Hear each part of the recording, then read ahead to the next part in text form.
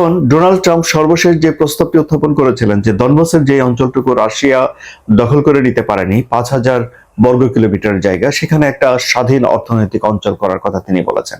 কিন্তু এই অর্থনৈতিক অঞ্চল কার নিয়ন্ত্রণে থাকবে সে বিষয়ে কিছু বলা হয়নি।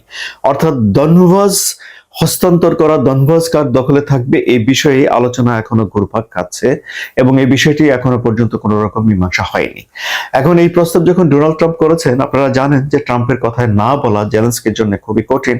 জেলেনস্কি বলেছেন যে এখানে একটা গণভোট হতে পারে, সিদ্ধান্ত নেবে ইউক্রেনের জনগণ। কিন্তু ভোট হওয়া কি ইউক্রেনের জন্য খুব একটা সহজ কাজ?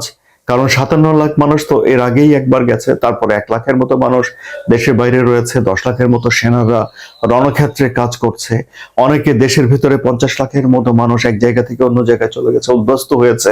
এই তাদের সবাইকে যদি ভোটের ভেতরে যুক্ত করা না হয় তাহলে কি সেই ভোট গ্রহণযোগ্যতা পাবে?